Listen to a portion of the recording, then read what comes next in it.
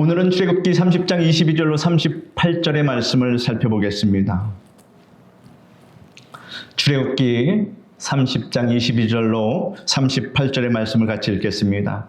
여호와께서 모세에게 또 말씀하여 이르시되 너는 상등 향품을 가지되 액체 모략 500세겔과 그 반수의 향기로운 육개 250세겔과 향기로운 창포 250세겔과 계피 500세겔을 성수의 세겔로 하고 감람 기름 한 흰을 가지고 그것으로 거룩한 관유를 만들되 향을 제조하는 법대로 향기름을 만들지 그것이 거룩한 관유가 될지라. 너는 그것을 회막과 증거궤에 바르고 상과 그 모든 기구이며 등잔대와 그 기구이며 분향단과 및 번제단과 그 모든 기구와 물두멍과 그 받침에 발라 그것들을 지극히 거룩한 것으로 구별하라. 이것에 접촉하는 것은 모두 거룩하리라. 너는 아론과 그의 아들들에게 기름을 발라 그들을 거룩하게 하고 그들이 내게 제사장 직분을 행하게 하고 이스라엘 자손에게 말하여 이르기를 이것은 너희 대대로 내게 거룩한 관유니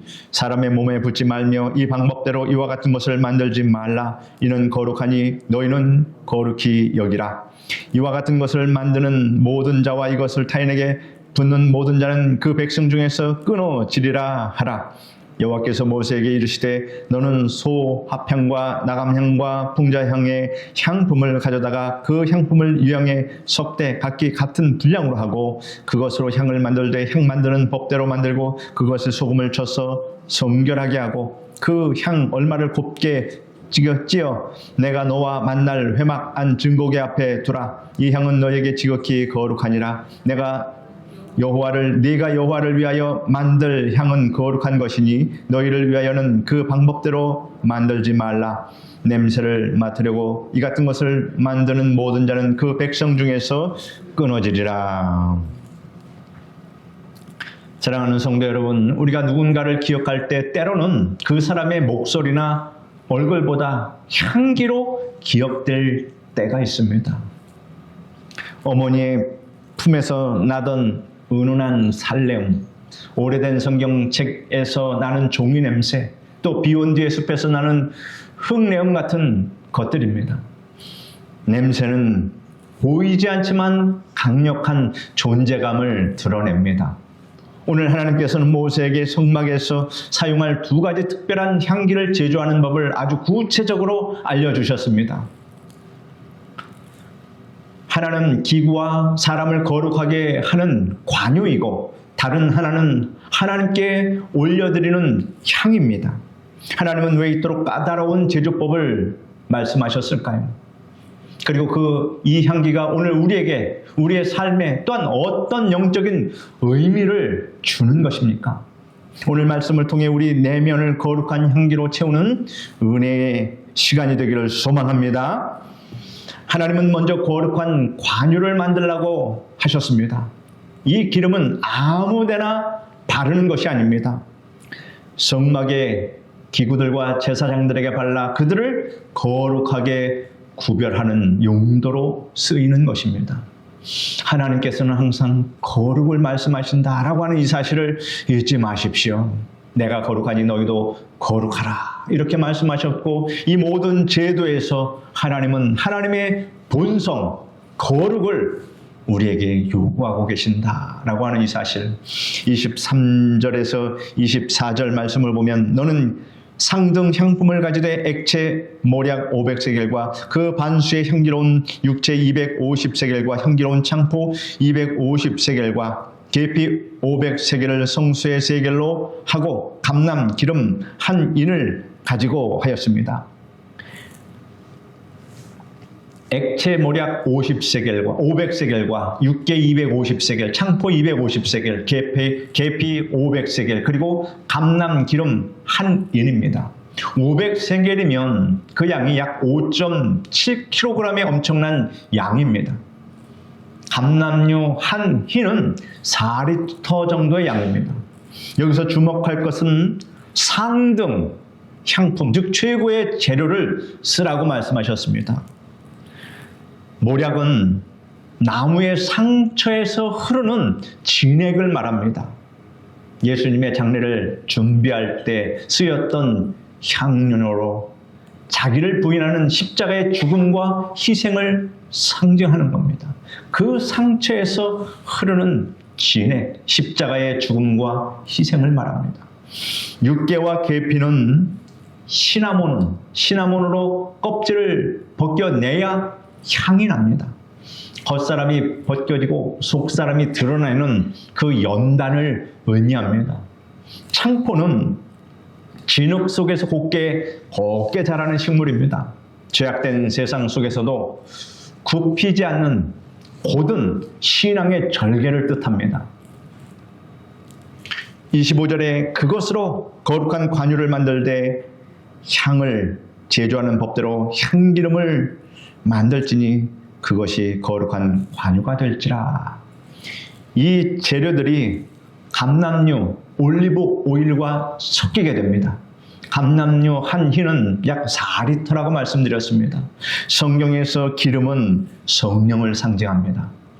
즉 우리의 희생과 인내 그리고 정절이 성령님 안에서 하나로 어우러질 때 비로소 거룩한 향기가 된다는 그러한 뜻입니다. 여러분의 희생과 인내, 믿음의 정절, 이것이 성령님과 함께하면 거룩한 향기라고 하는 사실입니다. 26절에서 29절의 말씀을 같이 읽겠습니다. 너는 그것을 회막과 증거궤에 바르고 상과 그 모든 기구이며 등잔대와 그 기구이며 분향단과 및 번제단과 그 모든 기구와 물두멍과 그 받침에 발라 그것들을 지극히 거룩한 것으로 구별하라. 이것에 접촉하는 것은 모두 거룩하리라. 29절 말씀은 참 놀랍습니다. 이것에 접촉하는 것은 모두 거룩하리라. 원래 부정한 것이 닿으면 부정해지는 것이 율법의 원리입니다. 그래서 부정한 것을 닿으면 반드시 정결하게 하고 생활을 해야 합니다. 그런데 이 거룩한 관유가 발라진 것은 그 거룩함의 능력이 너무나 강력하여 닿는 것마다 다 거룩하게 만든다는 뜻입니다. 관유가 상징하는 것은 바로 예수 그리스도의 보혈을 의미합니다. 우리를 정결케 해줄 수 있는 그러한 것은 예수 그리스도의 보혈이라고 하는 것을 강력하게 또 말씀하십니다. 예수 그리스도의 보혈을 의지하는 사람은 거룩해진다 하는 이 하나님의 뜻을 우리에게 보여주고 있는 것입니다. 바로 이것이 하나님께서 뜻하신 예수 그리스도의 보혈의 능력이며 우리 안에 계신 성령의 능력이라고 하는 이 사실을 여러분 꼭 믿으시기를 바랍니다. 세상은 우리를 오염시키려고 하지만 성령의 기름을 받은 여러분은 오염되지 않으며 오히려 여러분이 가는 곳마다 정화되고 거룩해지는 역사가 일어난다는 것입니다. 여러분의 가정이, 자녀들이 여러분의 기도로 말미암아 거룩해지는 축복이 있기를 바랍니다. 34절로 38절 말씀 같이 읽겠습니다.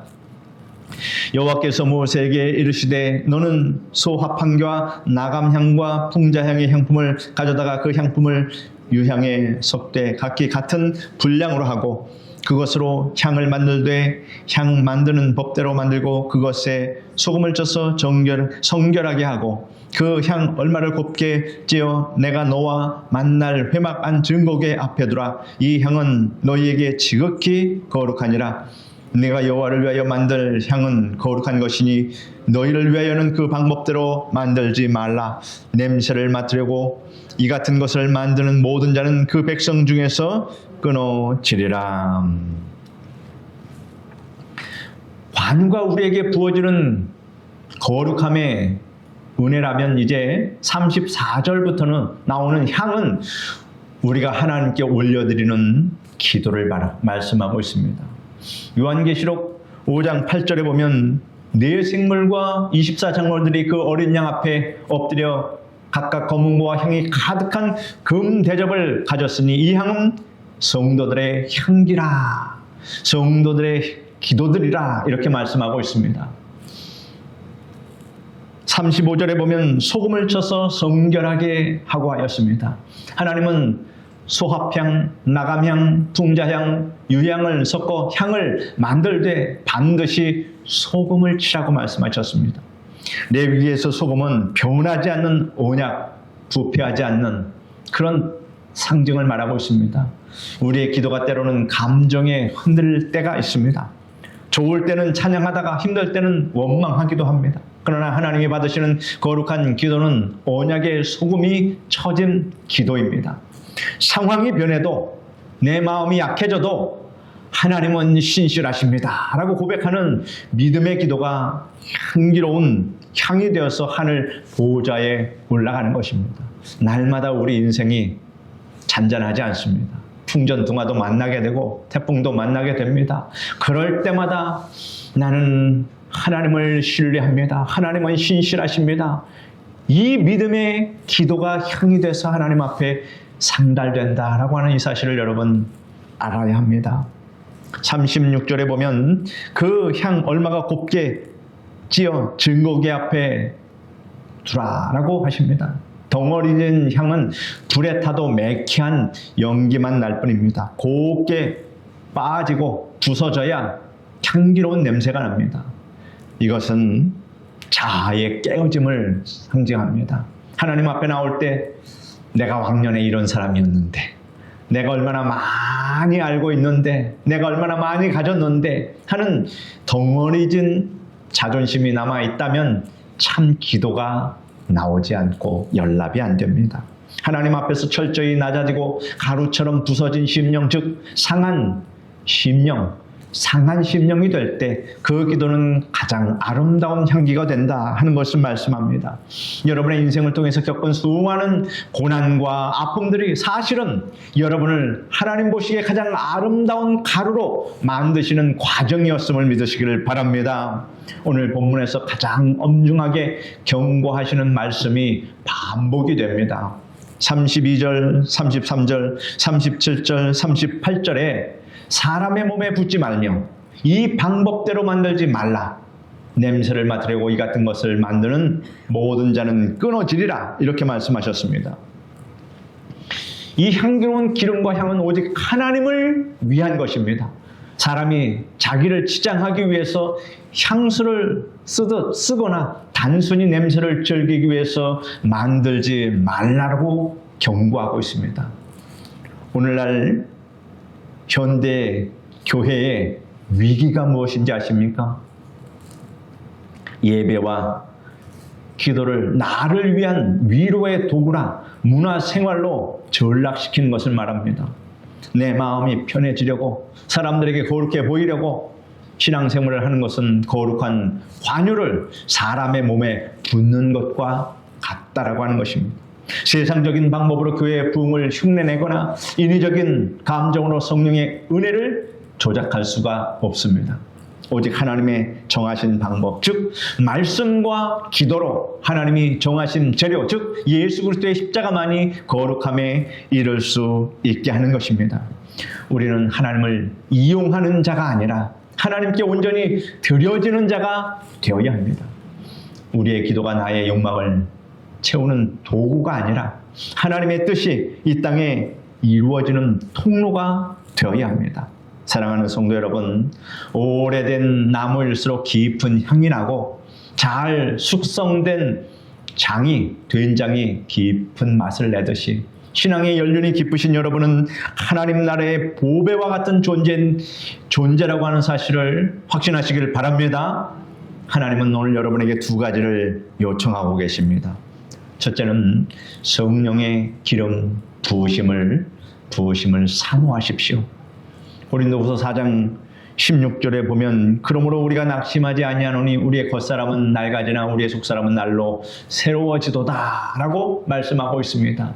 나이가 들수록 육신은 후피하나 우리의 속사람은 날로 새로워진다라고 하는 것입니다. 왜냐하면 성령 충만의 깊이가 깊어지니 우리의 영은 더욱더 새롭게 거듭나게 된다 그런 얘기입니다. 우리의 영은 여러분 늙지 않습니다. 육신은 늙지만 영은 늙지 않습니다. 세상의 냄새가 아니라 예수님의 향기가 나는 그러한 인생이 되기를 구하십시오. 여러분이 머무는 가정, 구역, 만나는 사람마다 거룩해지는 그러한 역사가 일어나게 하십시오. 둘째는 고난을 기도의 향기로 바꾸십시오. 뭐라고요? 고난을 기도의 향기로 바꿔라. 인생의 산전수전을 겪으며 깎이고 다듬어진 여러분의 인격과 믿음이 이제는 하나님 보호자 앞에 가장 귀한 향기가 된다. 그런 얘기입니다. 그러니 많은 역경을 만나고 많은 어려움을 당했어도 그것이 결코 헛되지 않는다. 그런 얘기입니다. 그것을 통해서 향기나는 가루로 우리를 변화시켜 주셨다라고 하는 이 사실입니다. 내 뜻이 아닌 하나님의 뜻을 구하는 기도, 언약의 소금을 친 기도로 채우시길 바랍니다. 이 향은 너에게 지극히 거룩하니라. 오늘 밤 여러분 자체가 하나님이 가장 기뻐하시는 거룩한 향기가 되시기를 주님의 이름으로 축원합니다. 기도하겠습니다. 거룩하신 하나님 감사합니다. 관유를 바르고 또한 향을 피우는 그 뜻이 무엇인가? 오직 하나님께 향하는 그 거룩함, 하나님 우리에게 거룩함을 요구하고 계시며 하나님께 상달되는 기도를 요구하심을 감사드립니다. 그러므로 하나님이 거룩하심으로 우리도 거룩할 수 있도록 더욱더 성령으로 하나님 거듭나게 하여 주시고 거룩함으로 하나님 앞에 나아갈 수 있도록 도와주시옵소서. 예수님의 이름으로 기도드립니다. 아멘.